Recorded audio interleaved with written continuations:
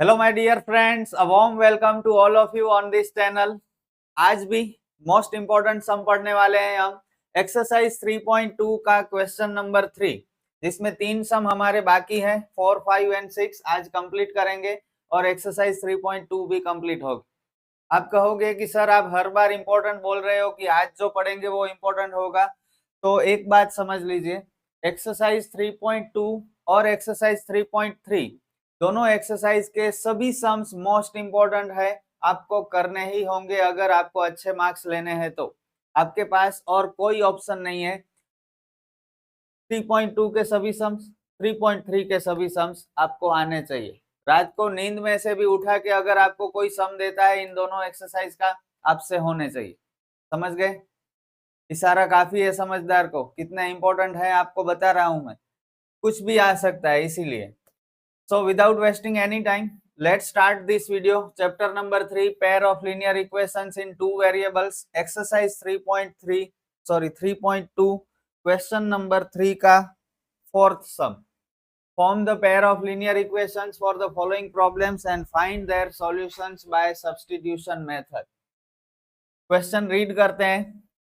लग तो बड़ा रहा है, देखते हैं कैसा है, इजी है हार्ड है। मेरे हिसाब से तो इजी ही होगा, क्योंकि जब बड़ा क्वेश्चन होगा ना तो सम्स बहुत इजी होगा। ओके, सिर्फ आपको समझ के दो इक्वेशन बनाने होंगे। The taxi charges in a city consist of a fixed charge together with the charge for the distance covered. Okay, एक सिटी में टैक्सी के जो चार्जेस हैं वो दो टाइप्स के हैं। एक है फिक्स्ड चार्ज, दूसरा है charge for the distance covered. मतलब क्या हुआ, अगर हमने टैक्सी की, फिर हम 1 किलोमीटर जाएं या 10 किलोमीटर जाएं या 50 किलोमीटर जाएं, फिक्स्ड चार्ज तो उतना ही लगेगा। टैक्सी वाले ने बोल दिया कि अगर आपने टैक्सी की है रेंट पे, तो आप मुझे अगर रख के फिर मना कर दोगे, आपका प्लान कैंसिल हुआ घूमने का, तो भी मैं फिक्स चार्ज तो लूंगा ही। फिर आप 200 किलोमीटर घूमोगे तो भी फिक्स चार्ज उतना ही लूंगा। ओके, तो एक फिक्स्ड चार्ज है। दूसरा charge for the distance covered, मतलब 10 किलोमीटर टैक्सी हम घुमाएंगे तो 10 किलोमीटर का पैसा लगेगा। 20 किलोमीटर घूमेंगे तो 20 किलोमीटर का, 100 किलोमीटर घूमेंगे तो 100 किलोमीटर। तो जितने किलोमीटर हम घूमेंगे उतने किलोमीटर्स का चार्ज भी हमें देना होगा। तो दो टाइप के चार्जेस हैं, fixed charge and charge per kilometre. अब आगे बढ़ते हैं। For a distance of 10 kilometre the charge paid is ₹105। 10 kilometre के लिए 105 रुपए देने होंगे। And for a journey of 15 kilometre the charge paid is ₹155। 15 kilometre के लिए 155 rupees. What are the fixed charge and the charge per kilometer? How much does a person have to pay for traveling a distance of 25 kilometer? सबसे पहले assume करना है। क्या करेंगे आपको पता है, सब कुछ क्वेश्चन में ही दिया गया है। देखो, what are the fixed charges and the charge per kilometre. तो फिक्स्ड चार्ज के लिए हम एक्स एज्यूम करेंगे और चार्ज पर किलोमीटर के लिए वाई। सिंपल है। Let the fixed charge is equal to rupees x and the charge per kilometer is equal to rupees y। अब इक्वेशन बनाएंगे। इक्वेशन बनाने के लिए देखो क्या कहा है हमें। For a distance of 10 kilometre the charge paid is ₹105। बस सिर्फ इतना ही। इसकी मदद से फर्स्ट इक्वेशन बनेगा। 10 किलोमीटर के लिए 105 रुपए देने होंगे। फिक्स्ड चार्ज तो फिक्स्ड होगा, चाहे कितने भी किलोमीटर हम ट्रैवलिंग करेंगे, तो एक्स में कोई चेंज नहीं होगा, एक्स एज इट इज रहेगा। 10 किलोमीटर घूमेंगे तो 10 किलोमीटर का भाड़ा देना होगा, तो 10y पर किलोमीटर के लिए y है ना, तो 10 किलोमीटर के लिए 10y। और टोटल हमें कितने पे करने होंगे, 105 रुपए। तो दिस इज अवर इक्वेशन 1। अब सेकंड इक्वेशन आप कहिए मुझे।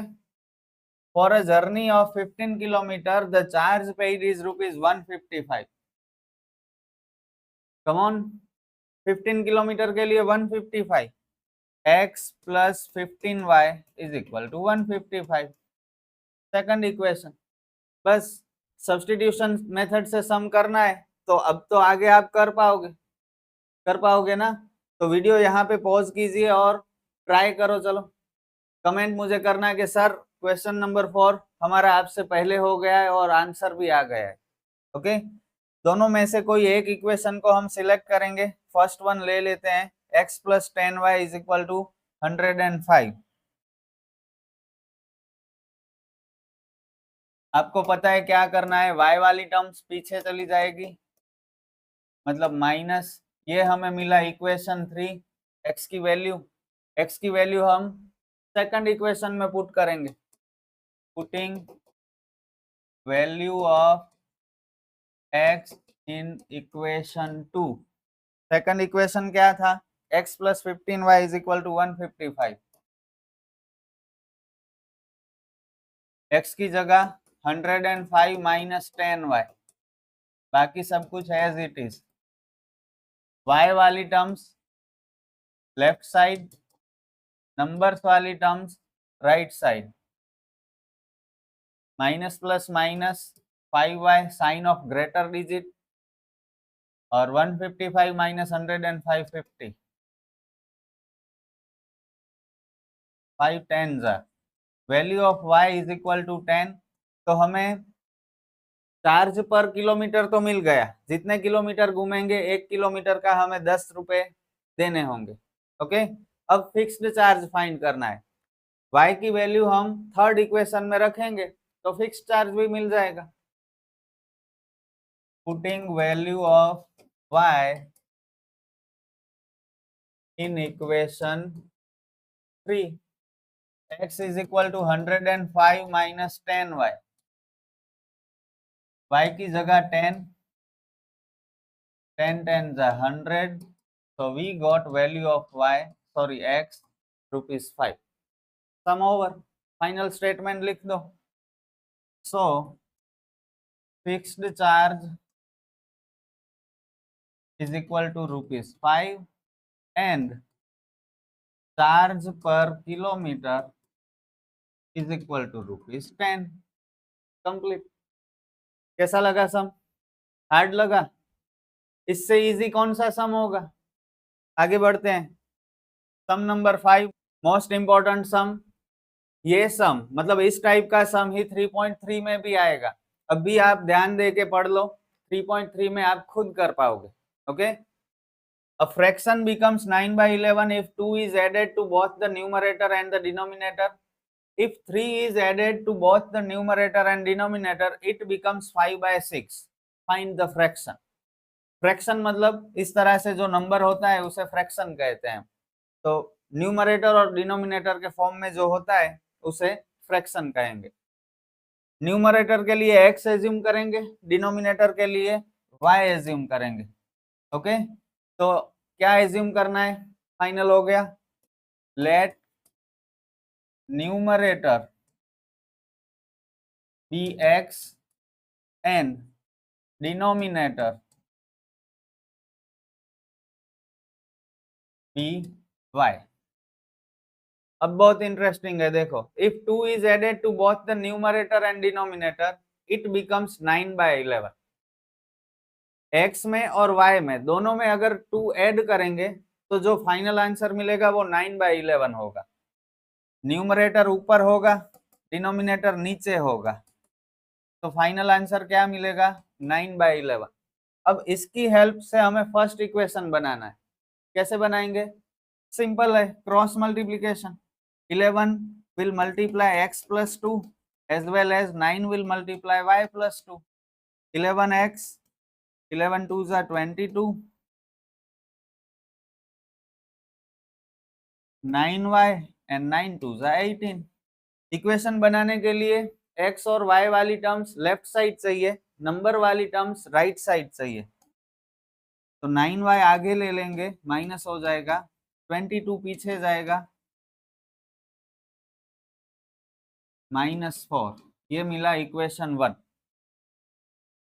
इन the same way we will find equation 2। आगे पढ़ते हैं। If 3 is added to both the numerator and denominator, it becomes 5/6।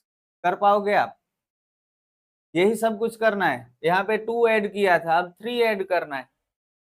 x plus 3 upon y plus 3 is equal to 5 by 6.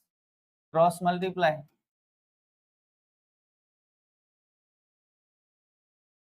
6x plus 18, 5y plus 15. 5y आगे आएगा, 18 पीछे जाएगा. 6x minus 5y is equal to minus 3. This is our equation number 2. अब दोनों equation एक बार फिर से लिख लेते हैं. 11x minus 9y is equal to minus 4.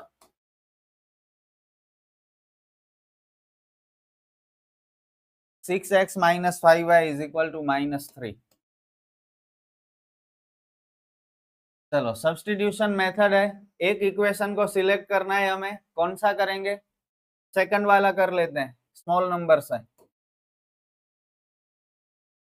x को अकेला करना है, y वाली टर्म्स पीछे. x के साथ कोई नंबर भी नहीं चाहिए, तो 6 को हटाना होगा. कहाँ जाएगा? नीचे. ये मिला equation 3. Putting value of x in equation 1.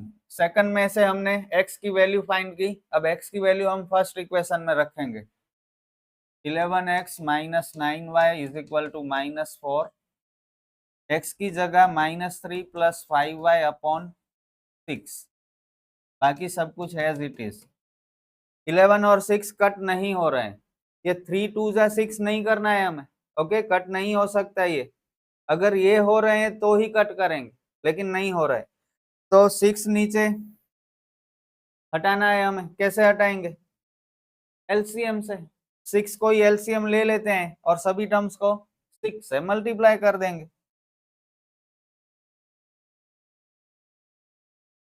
First term को 6 से मल्टीप्लाई किया, 9y को भी एंड माइनस 4 को भी.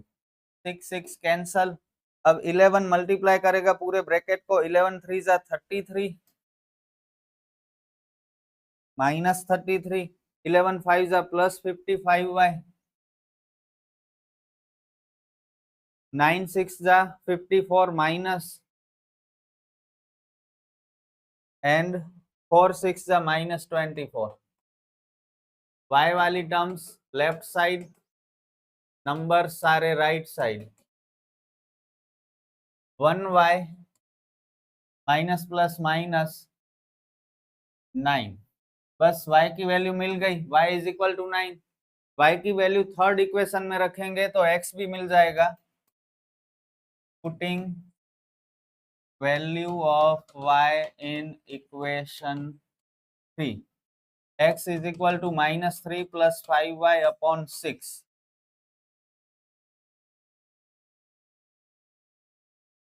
5 9 जा 45. 42 by 6. 6 7 जा.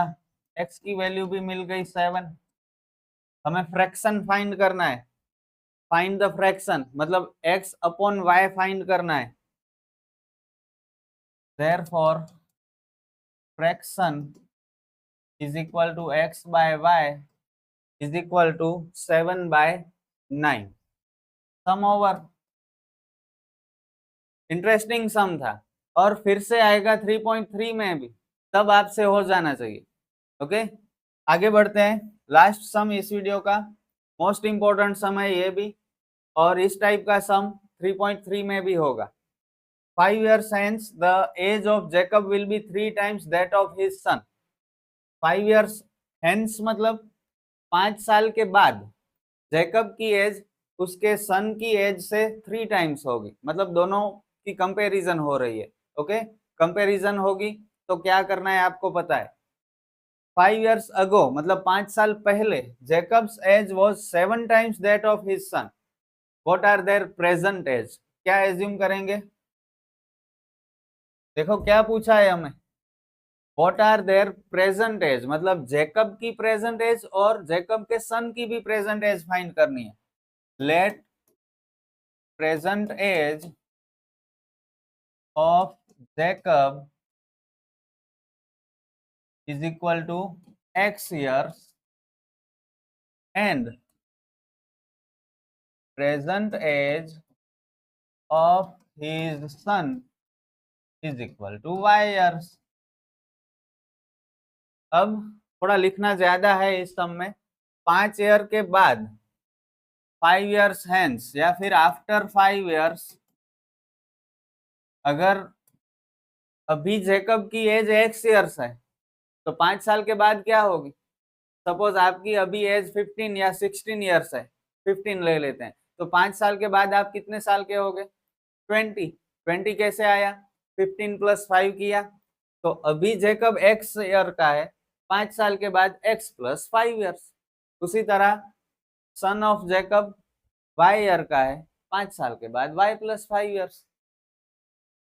After 5 years age of Jacob will be x + 5 years and age of his son will be y + 5 years. Simple है सब कुछ. अब 5 साल के बाद की दोनों की जो एज है उसे हमें कंपेयर करना है. 5 साल बाद जैकब उसके सन की एज से कितना होगा, 3 टाइम्स होगा. ओके, तो जैकब की 5 साल बाद की एज x + 5, उसके सन की 5 साल की एज, 5 साल बाद की एज y + 5. कंपेरिजन हो रही है, मतलब बीच में इज इक्वल टू रखना है. जैकब की एज 3 टाइम्स होगी, दिस विल बी 3 टाइम्स, तो 3 हम कहाँ रखेंगे, ऑपोजिट साइड. टाइम्स है मतलब मल्टीप्लाई करना है, 3 से मल्टीप्लाई कर देंगे. ब्रैकेट ओपन करते हैं, 3y + 15. आपको पता है x और y वाली टर्म्स लेफ्ट साइड चाहिए, नंबर्स राइट साइड चाहिए. x - 3y = 10. ये मिला हमें इक्वेशन 1. अब सेकंड इक्वेशन, 5 years अगो, 5 साल पहले. फिर से ये लाइन लिखनी है हमें. क्या लिखेंगे, 5 years ago age of Jacob was x - 5 years. 5 साल बाद तो प्लस करना है, पहले माइनस करना है. 5 years ago age of Jacob was x - 5 years and age of his son was y - 5 years. फिर से कंपैरिजन, जेकब की 5 साल पहले की एज, उसके सन की 5 साल पहले की एज. Jacob's age was 7 times than that of his son. Jacob की एज 7 टाइम्स है, टाइम्स मतलब मल्टीप्लाई, ये 7 टाइम्स है, मतलब 7 हम यहाँ रखेंगे. आई होप आपको सब कुछ समझ में आ रहा है. एक्स वाई आगे, नंबर्स पीछे. ये मिला हमें इक्वेशन 2. इसके बाद चैलेंज एक्सरसाइज है आपके लिए. ओके, सिर्फ 2 ही सम्स हैं और अभी जो पढ़ रहे हैं ना उस टाइप का सम है, देखो. और ये एक फ्रैक्शन वाला सम है, तो अच्छी प्रैक्टिस हो जाएगी आपकी. चलो, दोनों इक्वेशन हमें मिल गए. कोई एक इक्वेशन सिलेक्ट करते हैं, फर्स्ट वाला ले लेते हैं, x - 3y = 10. x - 3y = 10. -3y पीछे जाएगा, प्लस होगा. ये हमें मिली x की वैल्यू, जिसे हम नाम देंगे equation 3. Putting value of x in equation 2, x - 7y = -30. x की जगह 10 + 3y,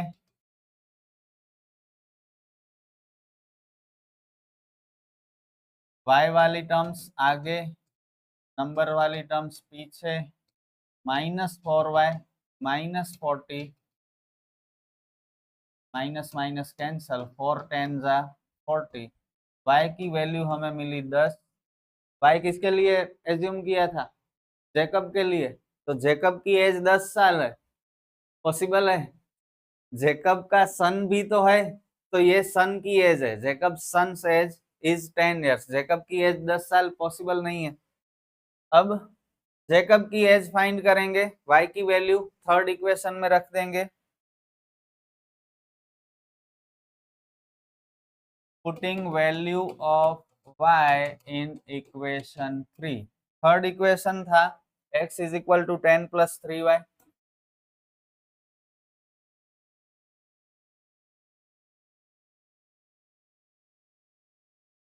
जैकब की एज मिली हमें 40 years। तो present age of Jacob is 40 years and present age of his son is 10 years. That's it.